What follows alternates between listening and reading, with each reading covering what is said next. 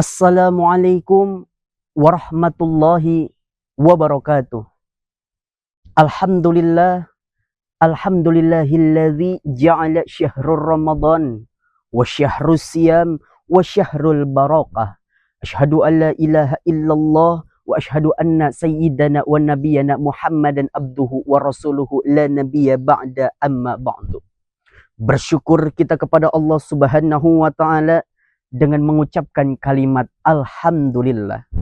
Bersalawat kepada baginda Rasul sallallahu alaihi wasallam dengan mengucapkan kalimat Allahumma sholli ala sayyidina Muhammad.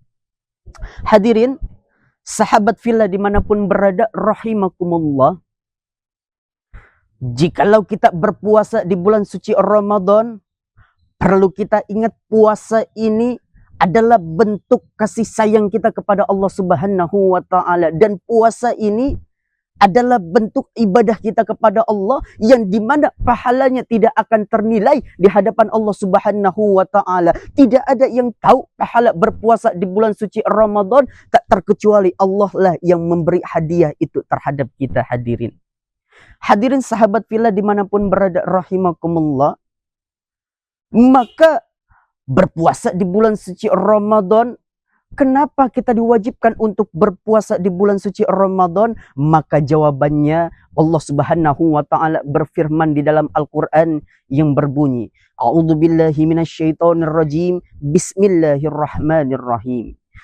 Ya ayyuhalladzina amanu kutiba alaikumussyiyam kama kutiba 'alal ladzina min qablikum la'allakum tattaqun.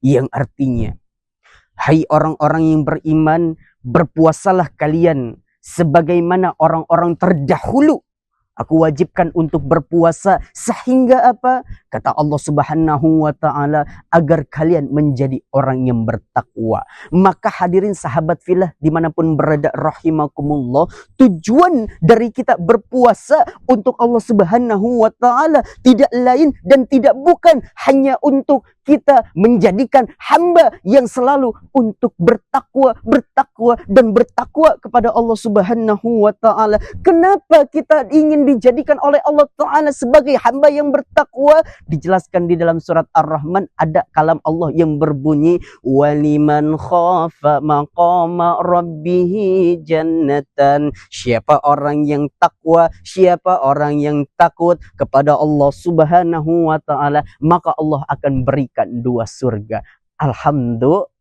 Maka hadirin sahabat fillah dimanapun berada rahimakumullah, mudah-mudahan dengan kita mengharapkan surganya Allah Subhanahu wa taala melalui wasilah takwa. Bagaimana cara menggapai takwa? Yakni dengan kita berpuasa oleh Allah Subhanahu wa taala, insya Allah kita dimasukkan ke dalam surganya Allah Subhanahu wa taala. Amin amin ya Allah ya rabbal alamin. Yuk hadirin, jangan lupa terus tingkatkan keimanan kita, ketakwaan kita dengan cara berpuasa di bulan suci Ramadan. Selain itu, dengan kita berpuasa di bulan suci Ramadan, maka kata baginda Rasul sallallahu alaihi wasallam, man sauma ramadhana imanan wahtisaban ghafirallahu ma taqaddama min zanbi. Kata baginda Rasul, orang yang berpuasa di bulan suci Ramadan penuh dengan keimanan, penuh dengan kasih sayang, penuh dengan kenikmatan, maka ketika Allah Subhanahu wa taala tahu bahwa diri kita berpuasa di hadapan Allah Subhanahu wa taala,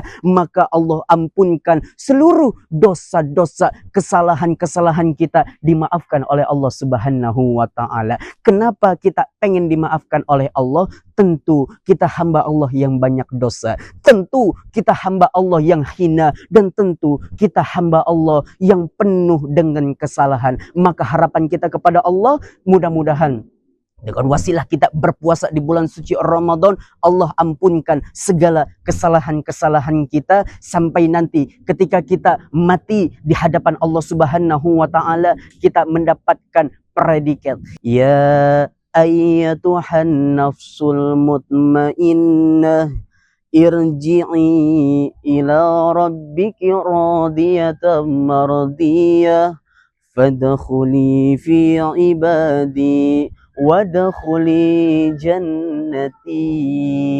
Ketika kita bertakwa kepada Allah Subhanahu wa taala, lalu Allah hapuskan segala dosa-dosa kita, harapan kita kepada Allah Subhanahu wa taala, kita dipanggil oleh Allah Subhanahu wa taala dalam keadaan jiwa yang tenang. Kalau jiwa kita sudah tenang, jiwa kita sudah tentram, jiwa kita sudah bahagia, maka kata Allah, masuklah kita ke dalam surga, masuk ke dalam surga, masuk ke dalam surga selama-lamanya. Mudah-mudahan kita dapat meraih surganya Allah Subhanahu wa taala. Sekali lagi, dengan kita masuk ke dalam surganya Allah, kita gapai dengan wasilah takwa. Bagaimana dengan cara kita biar mendapatkan predikat takwa? Maka berpuasalah kita di bulan suci Ramadan. Mudah-mudahan sedikit apa yang saya sampaikan bermanfaat untuk kita semua. Bil khusus untuk al-fakir pribadi yang masih fakir ilmu dan dapat kita amalkan dalam kehidupan kita sehari-hari. Amin, amin, ya Allah, ya Rabbal Alamin. Akhirul kalam,